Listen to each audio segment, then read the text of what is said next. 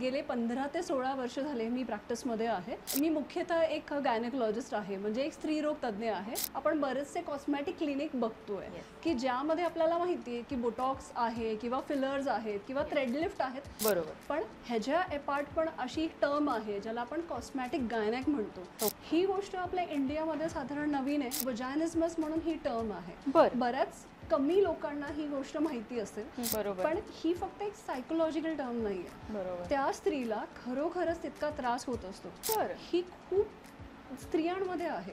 म्हणजे for example जर 100 जरी स्त्रिया घेतल्या त्याच्यामधून 30% of female are actually suffering. बापरे. फिरून फिरून फिरून शेवटी जेव्हा ते माझ्याकडे येतात फक्त एक ट्रीटमेंटने they get almost 100% of result. I would be very proud and happy to inform की पुण्यामध्ये आपलं फर्स्ट कॉस्मेटिक गायनेक क्लिनिक आहे. नमस्ते, मी ॲडव्होकेट नीरा धाडगे. कोणत्याही क्षेत्रात तुमची कामगिरी वाखाणण्यासारखी असेल, इतक्या लोकांशी मी बोलतेय ना, काहीतरी रोज नवीन शिकायला मिळतं. एकमेकांना मदत करण्यासाठी तुम्ही ही कम्युनिटी जॉईन करू शकता, पुणे वुमन्स क्लब.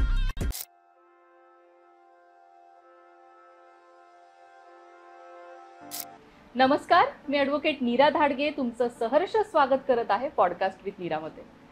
सुंदर कुणाला दिसायला नाही आवडत? आपण तर महिला आहोत. प्रत्येक गोष्ट आणि प्रत्येक ठिकाणी आपल्याला कॉन्फिडन्स निर्माण होण्यासाठी सुंदर दिसावं लागतं किंवा सुंदर असावं लागतं किंवा सुंदर बोलावं लागतं किंवा अजून सुंदरतेच्या संकल्पना आपण सांगू शकत नाही, इतक्या आहेत.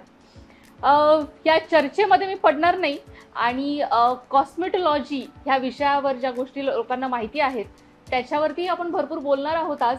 आणि वेगळ्या प्रकारच्या कॉस्मेटॉलॉजीज आज आम्ही घेऊन आलेलो आहोत. Doctor Reshma ma'am, welcome ma'am. तुम्ही आमच्या शोवर आलात आणि आज आम्ही खूप काही नॉलेज तुमच्याकडून घेणार आहोत. तुमची आमच्या ऑडियन्सला ओळख करून द्याल. हाय, माझं नाव डॉक्टर रेश्मा मिरगे आहे आणि thank you Neera for calling me here. I am actually very glad आणि मला खूप खूप बरं वाटेल की हे माझं जे काही नॉलेज आहे ते सगळ्यांच्या कामी यावं. ओके. तर मी प्रॅक्टिस करते पिंपळे सौदागर आणि औंध एरियामध्ये. गेले 15 ते 16 वर्ष झाले मी प्रॅक्टिसमध्ये आहे आणि मी मुख्यतः एक गायनेकोलॉजिस्ट आहे, म्हणजे एक स्त्रीरोग तज्ञ आहे. आणि अपार्ट फ्रॉम स्त्रीरोग तज्ञ माझी फेलोशिप जी झाली आहे ती आहे कॉस्मेटिक गायनेकोलॉजीमध्ये. आता आपल्याला सगळ्यांना माहिती आहे की कॉस्मेटिक म्हणजे काय. म्हणजे आपण पुण्यात किंवा कुठेही आउट ऑफ पुणे आपण बरेचसे कॉस्मेटिक क्लिनिक बघतोय की ज्यामध्ये आपल्याला माहिती आहे की बोटॉक्स आहे किंवा फिलर्स आहेत किंवा थ्रेडलिफ्ट आहेत जे आपल्या सौंदर्याला वाढवण्यासाठी ते मदत केली जाते. किंवा काही अशा लेझर ट्रीटमेंट आहेत ज्या करून आपलं जे फेशियल एस्थेटिक्स आहे किंवा बॉडी एस्थेटिक्स आहेत ह्याला मदत, म्हणजे ह्याला खूप छान सुंदरपणाने रेखीवपणाने आम्ही तुमची मदत करतो. बरोबर. पण ह्याच्या अपार्ट पण अशी एक टर्म आहे ज्याला आपण कॉस्मेटिक गायनेक म्हणतो किंवा आम्ही त्याला एस्थेटिक गायनेक म्हणतो. कॉस्मेटिक गायनेक हा एक नॉर्मल टर्म आहे, त्यालाच आम्ही मेडिकल लँग्वेजमध्ये एस्थेटिक गायनेक म्हणतो. सो बेसिकली कॉस्मेटिक गायनेकमध्ये काय करतो आपण की जशी तुमची आउटर ब्युटी मॅग्निफाईड केली जाते तशीच इनर ब्युटी सुद्धा इम्प्रूव्हाइज केली जाते. मॅग्निफाईड न म्हणता इम्प्रूव्हाइज का? कारण की ह्याच्यामध्ये काही अशा डिझीज आणि कंडिशन्स असतात ज्या करून आपल्याला माहिती सुद्धा असते पण स्टील आपण ट्रीटमेंट अप्रोच करत नाही कारण की त्याची माहिती पब्लिकमध्ये नाही की ह्या गोष्टीची सुद्धा ट्रीटमेंट अवेलेबल आहे का. ओके. ही गोष्ट आपल्या इंडियामध्ये साधारण नवीन आहे. गेले 4 ते 5 वर्ष झालं ॲटलिस्ट ही टर्मिनॉलॉजी आहे. आणि आपलं I would be very proud and happy to inform की पुण्यामध्ये आपलं फर्स्ट कॉस्मेटिक गायनेक क्लिनिक आहे. We are the first one to introduce cosmetic gynec in Pune itself. Okay. कारण मी ही अजून ही गोष्ट ऐकलीच नाहीये. मॅम, आम्हाला समजावून सांगाल, म्हणजे आमचे जे ऑडियन्स आहे आय गेस फर्स्ट टाइम खूप लोक ऐकत असतील, तर तुमची पूर्ण टर्म आम्हाला समजावून सांगाल. राईट. तर माझ्याकडे बरेचसे पेशंट्स असे येतात जे रिफर्ड पेशंट आहेत, म्हणजे जे ऑलरेडी गायनेक कडून जाऊन आलेले ते पेशंट्स माझ्याकडे येतात. तर ते माझ्याकडे का येतात? कारण की अशा काही डिझीज आणि टर्म्स कंडिशन्स आहेत की ज्या नॉर्मल रुटीन गायनेक प्रॅक्टिसमध्ये त्याचा ट्रीटमेंट अवेलेबल नाहीये. ते त्या गोष्टी आम्ही कॉस्मेटिक गायनेकमध्ये करतो. एखादी दुसरी सांगाल ना मॅम? हा. तर फॉर एक्झाम्पल वजायनिझमस म्हणून ही टर्म आहे. बऱ्याच कमी लोकांना ही गोष्ट माहिती असते की ज्यामुळे युजली जो वजानल किंवा खालचा योनीचा मार्ग जो असतो तो बऱ्यापैकी टाईट झालेला असतो. तो जन्मजातच असतो, फ्रॉम प्युबर्टी सुद्धा असतो. आणि त्याच्यामध्ये पेशंटची फक्त सायकोलॉजिकली काउन्सिलिंग करण्यात येते आतापर्यंत. म्हणजे पोस्ट मरायटल, म्हणजे एकदा लग्न झालं आणि ती जर सेक्शुअली ऍक्टिव्ह नसेल तर काही पेशंट्स आम्हाला कंप्लेंट करतात की हजबंड सांगतात की लग्न झालंय आणि still I am not able to have an intimacy with you, तर माझं लग्न करून काय उपयोग आहे. असेही काही पेशंट येतात माझ्याकडे. आणि त्यामुळे काय होतं की त्यांचे डिवोर्सचे रेट वाढतात किंवा त्यांच्यामधलं जी केमिस्ट्री आहे ती बिघडून जाते. पण ही फक्त एक सायकोलॉजिकल टर्म नाहीये. त्या स्त्रीला खरोखरच तितका त्रास होत असतो आणि तो त्रास ऍक्च्युली असह्यनीय असतो. मग त्यामुळे अशा काही ट्रीटमेंट्स अवेलेबल आहेत. फॉर एक्झाम्पल, त्याच्या वजायनिझमसच्या कंडिशनमध्ये आम्ही असे काही इंजेक्शन्स देतो किंवा असे काही थेरपीज करतो ज्यामुळे तिकडची जी जागा आहे ती व्यवस्थितपणे लॅक्स होते आणि तिला इंटिमसीमध्ये प्रॉब्लेम येत नाही. ही खूप स्त्रियांमध्ये आहे. म्हणजे फॉर एक्झाम्पल जर 100 जरी स्त्रिया घेतल्या त्याच्यामधून 30% of female are actually suffering. बापरे, 30% ऑफ फिमेल. आणि ज्याच्याबद्दल मी अजून ऐकलेलंच नाहीये. हो, काही पेशंट जे येतात ते माझ्याकडे 4-4, 5-5 वर्ष त्यांची सायकोलॉजिकली काउन्सिलिंग झालेली असते की तू घाबरू नकोस, व्यवस्थितपणे होईल, तू टेन्शन घेऊ नकोस, हे अगदी रिलॅक्स राहा, त्या मोमेंटला फक्त रिलॅक्स राहा, तुला पेन नाही होणार.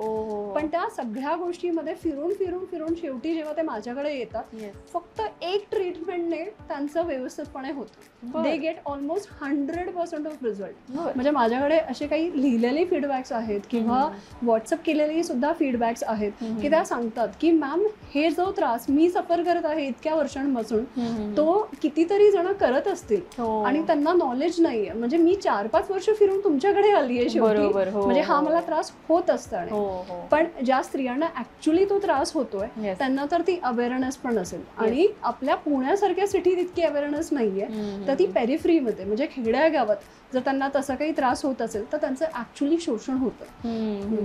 मग हा त्रास दूर करण्यासाठी सुद्धा ट्रीटमेंट आहे ज्याला वजायनिझमस असं म्हणतो. की एखादी फक्त एक ट्रीटमेंट मी सांगितली आहे तुम्हाला, पण ह्याच्यातले बरेचसे काही गोष्टी आहेत की जे आपण कॉस्मॅटिकली ट्रीट करतो. ओके. मी म्हणजे आता जसं मला तुमच्याशी बोलून नॉलेज आलंय थोडं, तर सुंदर दिसण्यामध्ये असं एक आपल्याकडे जास्त हे नसतं की म्हणजे इंटिमेट पार्ट्सला सुंदर करण्यामध्ये जास्त इंडियन महिला भर दिला जात नाही.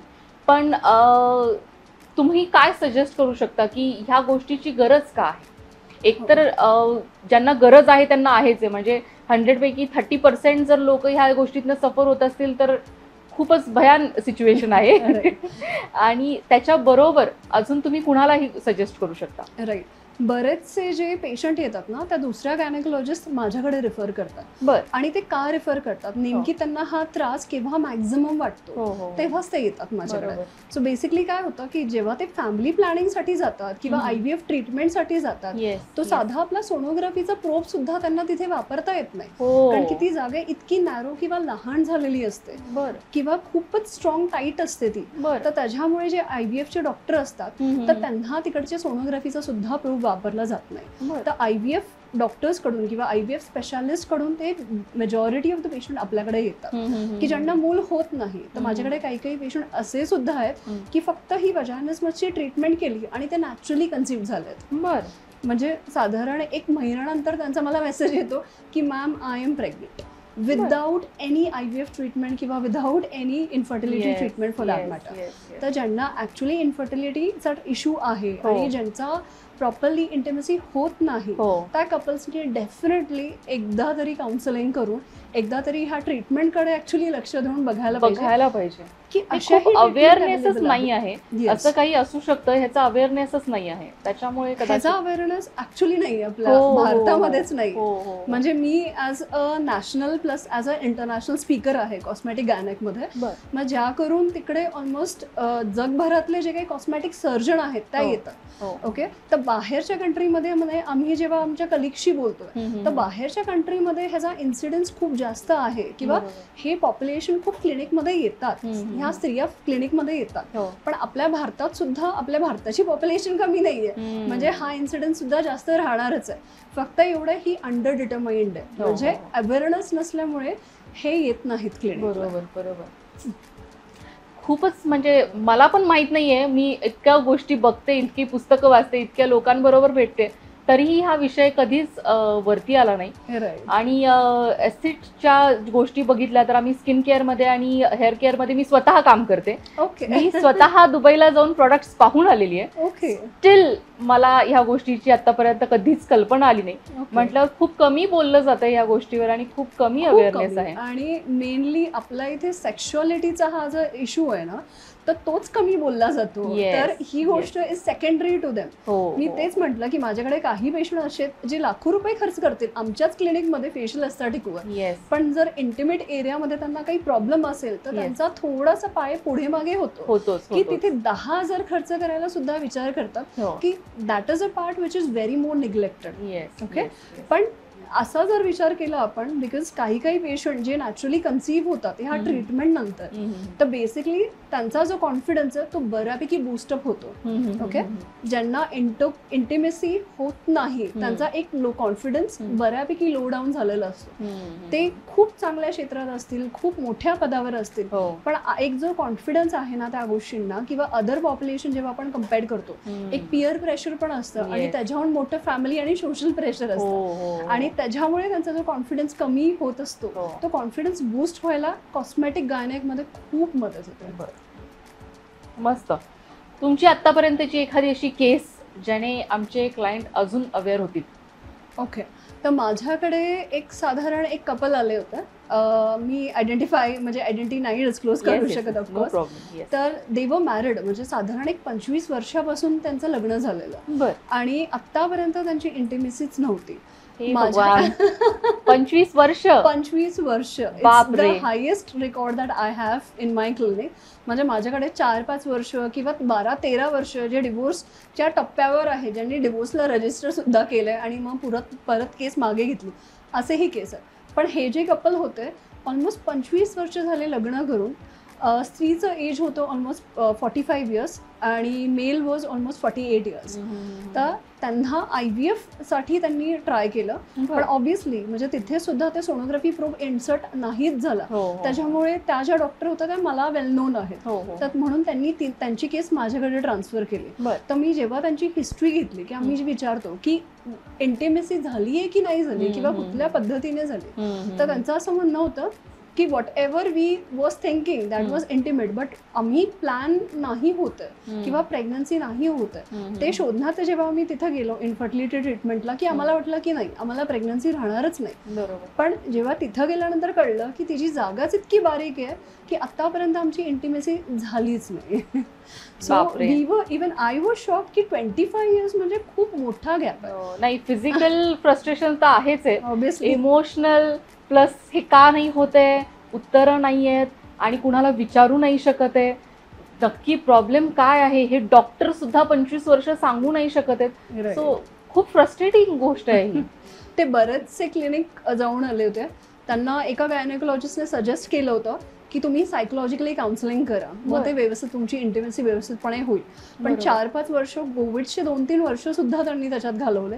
त्याच्यानंतर आणि रेग्युलर काउन्सिलिंग, म्हणजे जेव्हाही डॉक्टर बोलवायचे तेव्हाही ते जायचे. दर 2 महिन्यानंतर ते काउन्सिलिंग सेशन्स घेतले त्यांनी, साधारण एक 3 वर्ष आणि 2 वर्ष गायनेक ट्रीटमेंट घेतली, पण काहीच झालेलं नव्हतं. आणि जेव्हा ते आपल्याकडे आले तर फक्त फर्स्ट ट्रीटमेंटमध्ये एका आठवड्यानंतर ते स्वतःहून मला समोरून येऊन म्हणाले की ma'am it was a completely different experience. Okay. कारण की obviously physical intimacy is what everyone wants, right, and it is very natural and common between an husband and wife. Okay. आणि त्याच्यामुळे बरेचसे रिलेशनशिपमध्ये गॅप हा तयार होतो. बरोबर. ओके.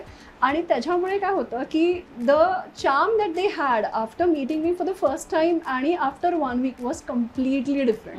म्हणजे they had a complete different experience. आणि त्याच्यानंतर they were planning for the pregnancy which was much more easier. मस्त. खूप अवेअरनेस आला पाहिजे मॅम. तुम्ही जे काम करताय त्याच्याबद्दल अजून बोला, म्हणजे बाकीचे लोक बोलतील. मला असं वाटतं की अवेअरनेसच नाहीये, लोकांना माहितीच नाहीये ह्या गोष्टी.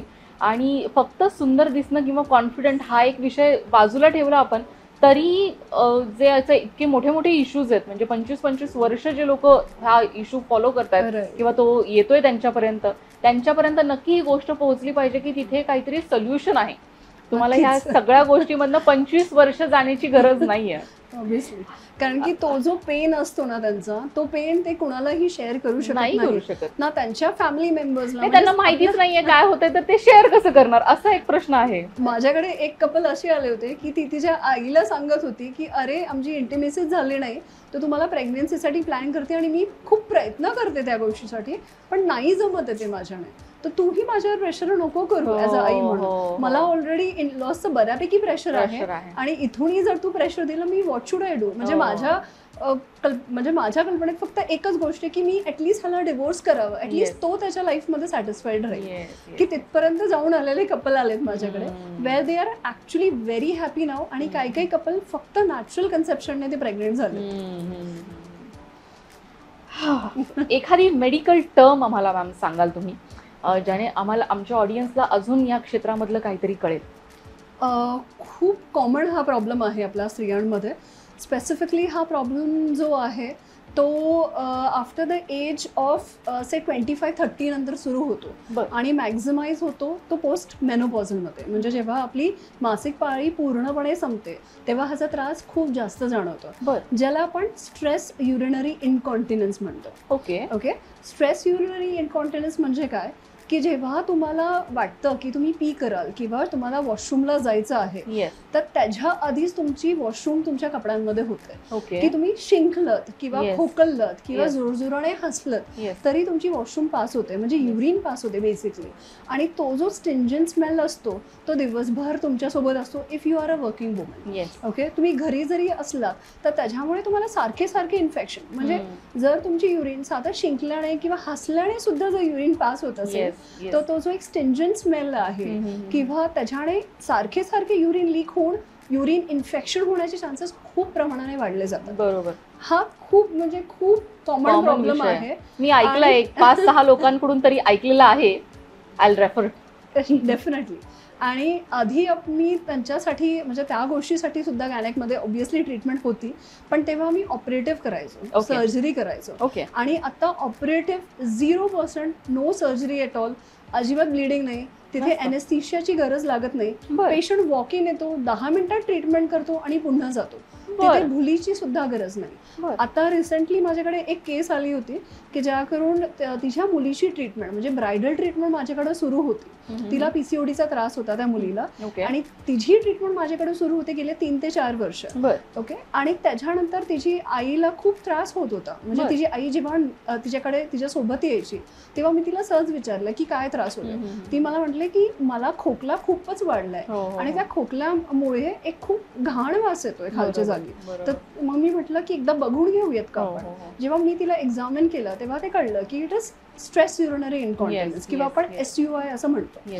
तर जेव्हा मी तिला सांगितलं की ह्याची जी ट्रीटमेंट अवेलेबल आहे आणि ही फक्त 10 मिनिटाची ट्रीटमेंट आहे, लेझर ट्रीटमेंट अवेलेबल आहे आणि लेझरमुळे जी तुमची जी जागा सैल झालेली असते नॉर्मल डिलिव्हरीमुळे किंवा मेनोपॉझलमुळे तुमची जागा ती लूज झालेली असते ती व्यवस्थितपणे टाईट आणि फर्म होऊन आणि त्याच्यामुळे जो तुमचा युरिनचा त्रास आहे तो कमी होईल. She was on the spot ready to get it done. आणि त्यांची फक्त एकच सेटिंग केली आहे त्या ट्रीटमेंटची, फक्त एकच ट्रीटमेंट केली. शी वॉज सो हॅपी की डॉक्टर तुम्ही जो माझा इनकन्व्हिनियन्स होता, जो लग्नात होणारा इनकन्व्हिनियन्स होता, मला कधी कधी असं खूप घाण वाटायचं स्वतःबद्दल की आजूबाजूला पण माझी स्मेल येते का, की तो जो एक स्टिंजंट स्मेल आहे ना युरिनचा किंवा एक अमोनिकल फील आहे ना तो येतोच. आणि पॅन्टी लायनर वापरा किंवा तुम्ही सॅनिटरी पॅड्स वापरा, त्याच्याने हा स्मेल कमी नाही होत. आणि how frequently are you going to use it. See people we also get irritated, right. एक 5 दिवस सुद्धा सॅनिटरी पॅड वापरून किंवा टॅम्पोन वापरून आपला तो इरिटेशन लेवल वाढतात. तर जेव्हा तुम्ही हा पॅन्टी लायनर किंवा सॅनिटरी पॅड 1 महिनाभर वापराल तुम्ही त्यांची कंडिशन जस्ट इमॅजिन करा की ते किती इरिटेबल झालेले असतात. आणि डे टू डे लाईफ मध्ये सुद्धा ते खूप इरिटेट होतात. तर ह्या सगळ्या गोष्टी ऑब्व्हियसली ट्रीटेबल आहेत, ऑपरेटिव्हची गरज नाहीये. तुम्ही म्हणजे वॉक इन येऊ शकता आणि ॲज अ ऑफिस प्रोसिजर आम्ही ह्याला म्हणतो की वॉक इन या आणि 10 मिनिटात तुम्ही तुमची प्रोसिजर करून जा. यू फाइंड इट, म्हणजे इमिडिएटली तुम्हाला त्याचा फरक कळतो. एक 10 ते 15 दिवसात तुम्हाला त्याचा रिझल्ट सुद्धा दिसून येतो. तुमचं इन्स्टिट्यूट पण आहे असं मी आता आपल्या कॉन्व्हर्सेशन मध्ये हे झालं, त्याच्याबद्दल आम्हाला सांगा. ओके, माझं इन्स्टिट्यूटचं नाव आहे Indian Institute of Aesthetic. So we are running this institute since many days. आपल्याकडे भारतभरातले सगळे डॉक्टर येतात ट्रेनिंगसाठी. म्हणजे जे काही गायनेकोलॉजिस्ट सध्या आता करंट जे रुटीन गायनेक प्रॅक्टिस करतात Yes. त्यांना एक ॲडव्हान्स लेवल म्हणून ते आपल्याकडे कॉस्मेटिक गायनेक शिकायला येतात. बरं. ओके. सो असलं म्हणजे यू नेम द स्टेट, जे तुम्ही स्टेटचं नाव सांगाल त्या स्टेटमधून आपल्याकडे स्टुडंट आहेत. बरं. आणि स्टुडंटला भरभरून आम्ही हँड्स ऑन देतो. म्हणजे डायरेक्टली आम्ही पेशंट्सवर त्यांना करायला देतो. ओके. ह्यामध्ये लेझर मशिनरीज आल्यात, ह्या म्हणजे बोटॉक्स आणि फिलर जे आता खूप Yes. कॉमन आहे ऐकलंय Yes. आपण, Yes. किंवा थ्रेड लिफ्ट आहेत. Yes. आणि बाकीचे जे काही ट्रीटमेंट्स कॉस्मॅटिक गायनेकमध्ये आम्ही जे शिकवतो हो, हो. तर त्या सगळ्या गोष्टी ह्याच्यामध्ये इन्क्लूड होतात. इन्क्लुडेड आहेत. आणि ह्या करून त्यांची लाईफ खूप सोपी होते. कारण की आता ॲज अ गायनेकोलॉजिस्ट म्हणून मी जे काही एक्सपिरियन्स केले इतके वर्ष, की आमची लाईफ युजली ऑन टोज आम्हाला पळावं लागतं. एक डिलिव्हरी किंवा एक सीझरचा कॉल आला की आम्हाला आम्ही कुठल्याही कंडिशनमध्ये असू दे किंवा फॅमिली फंक्शनमध्ये जरी असलं तरी आम्ही तिथून पळत निघतो. पण ॲस्थेटिक गायनेकची अशी फील्ड आहे की जे काही तुम्ही प्लॅन करून करू शकता. प्रत्येक गोष्ट तुम्ही प्लॅन करून करू शकता. आणि हे जे काही पेशंट आहे ऑब्व्हियसली ते पेशंट व्यवस्थितपणे एक लाईन अप केले की ते तुमचे पेशंट तुमचेच राहणार आहेत. बरोबर. तुम्हाला ती एका कुठल्या म्हणजे दुसऱ्या कुणाला रिफर करायची सुद्धा गरज नाही. बरोबर. खूप छान तुम्ही आज आम्हाला हे सगळं समजावून सांगितले. आणि मला नक्की असं वाटतं की माझ्यासाठी हा विषय नवीन आहे, तर बाकीच्या सगळ्यांसाठी हा विषय खूप वेगळा असणार आहे. आणि आम्हाला खूप अजून ह्याच्याबद्दल ऐकायला आवडेल. मी तुम्हाला नक्की परत एकदा बोलवेल. जसं आम्हाला ज्ञान येईल तसं तसं ह्या विषयावर आम्हाला सांगा, त्या विषयावर आम्हाला सांगा, असं आम्ही तुम्हाला नक्की परत बोलवू. थँक्यू सो मच मॅम, तुम्ही इथे आलात आणि आमच्याबरोबर एवढं नॉलेज शेअर केलं. Thank you so much. Thank you Neera, thank you. I am glad that I am being here and sharing my knowledge on the stage. Thank you.